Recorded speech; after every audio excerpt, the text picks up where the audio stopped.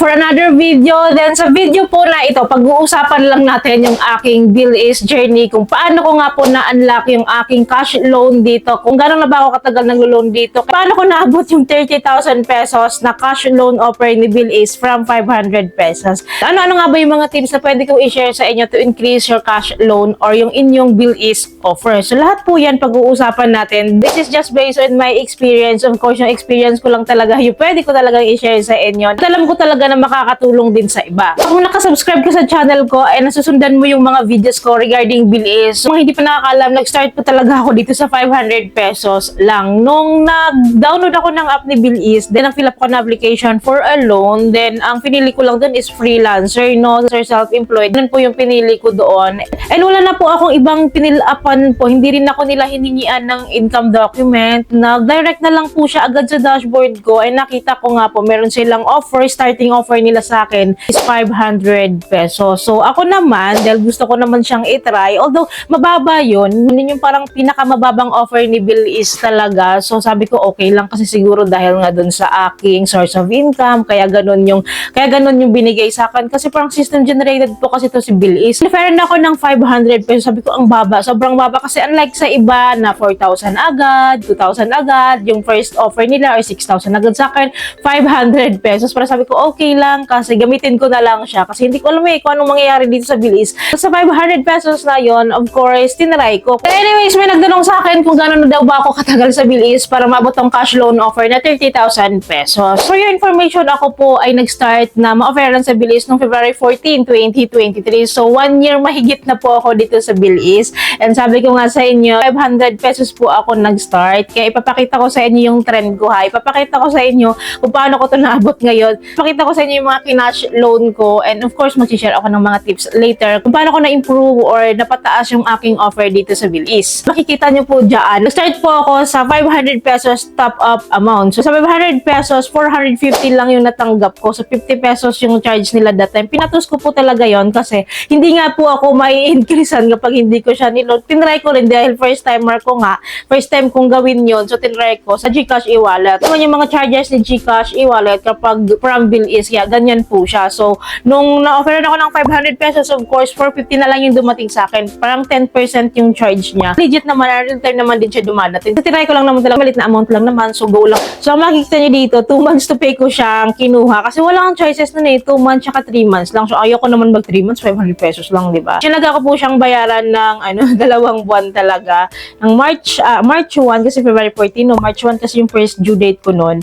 Then April 3 yung next. So nabayaran ko yon. Then after ko nabayaran po yon, nagka-offer po ko ng 800 pesos. As you can see here po, March 14, 2023, may 800 pesos akong offer. Then tinap up ko po yun sa Lazada wallet. Tap up ako ng 800 pesos sa Lazada wallet. Kasi po sa Lazada wallet, kapag nag-top up tayo, walang charge. Wala siyang hinihinging fee. So, yun. Damang-tama po that time is kailangan po siyang ipamili sa Lazada. Kaya hinayang po kasi ako sa charges ni e-wallet. Sa GCash po, di ba, 10% yung kinukuha nila. Naisip ko noon is itap up siya sa Lazada kasi magagamit ko rin naman. Pwede kong pambayad ng bills, ganun po. So, ganun yung ginawa ko noon. 800 pesos, tinap up ko sa Lazada wallet. Kung makikita nyo po dito, 3 months to pay ko po siyang kinuha. March 14 ko po siyang kinash loan. Then, binayaran ko yung April. Tapos, pagdating po ng May, parang in-advance payment ko na yung pang 3 months ko. Advance payment ko na po siya kasi gusto ko na pong ma-increasean. Dahil sa kagustuhan ko pong ma-increasean, hindi po ako na-increasean. Kaya makita nyo dito,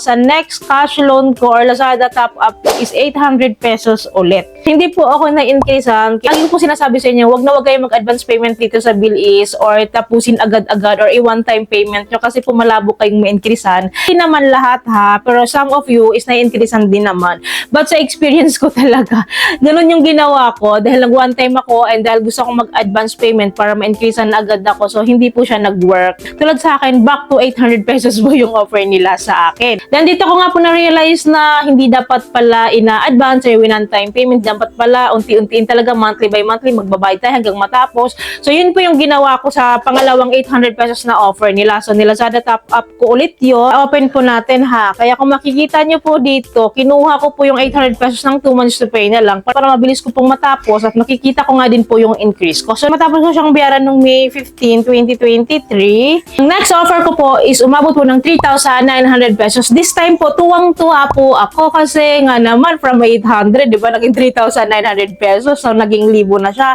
Masaya na ako noon kasi medyo malaki na yun. Imagine from 500, naging 800, tapos naging 800, tapos naging 3,900 pesos. Dito po, FYI, hindi ko pa po na-unlock yung aking cash loan feature ni Bilis. So, hindi pa po. Top up amount pa lang din po ito. Pwede ko pong i-withdraw through e-wallets or pwede ko pong ipamili sa shop or buy loads. Ganun pa lang po. And pwede ko po ulit i-Lazada top up. So, yun nga po yung ginawa ko dahil ayaw ko nga po nang may charge yung aking hiram dito sa Bilis. So, ni-Lazada top up wallet ko po ulit. Tingnan nyo po dito, through Lazada wallet po yung aking process ng disbursement ng offer sa akin ni Bilis. Kasi this time nga po, hindi ko pa po na-unlock yung aking cash loan. So, parang after 6 months po bago ko pa po na-unlock yung aking cash loan, parang nakatatlo or 4 po akong loan dito sa Bilis. Tsaka ko pa po na-unlock yung official na cash loan talaga nila. Kaya kung makikita nyo dito sa next offer ko from 3,900 pesos, na-unlock ko na po dito yung aking cash loan offer. Kung tuwa po ako this time kasi meron po akong offer na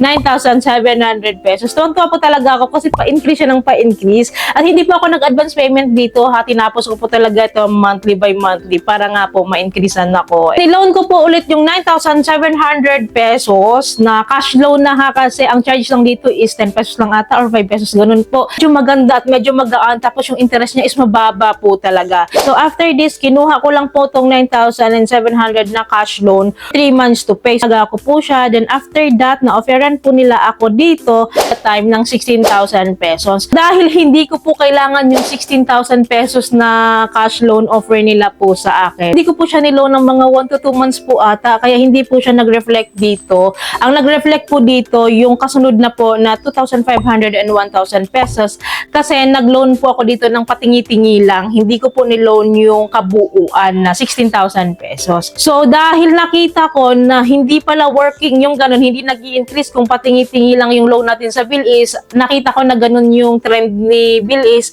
Ang ginawa ko po, niloan ko po ng buo yung 16,000 pesos kasi si Bilis po talaga, tips ko lang sa inyo kung gusto niyo mag-loan sa Bilis, i-loan niyo po ng buo. Yung loan offer ni Bilis po, kasi kapag patingi-tingi po na kunwari 5,000 lang kailangan nyo, tapos ang loan offer sa inyo 16,000, hindi po siya nag-i-increase tulad po ng ginawa ko, na kailangan na ako ng 2,500, ng 1,000. And after ko pong binayaran yung mga yun is hindi po ako nag-increase. So, ang gusto po talaga pala ni Bilis, i-loan po natin yung whole amount na offer po nila sa atin. Kaya ginawa ko po noong February, nag-loan po ako ng 16,000 pesos. Kaya kung makikita nyo po dito sa aking payment schedule, 2 months to pay ko lang po siyang kinuha. Nung March 1 yung unang payment ko, then April 1 yung pangalawang payment ko.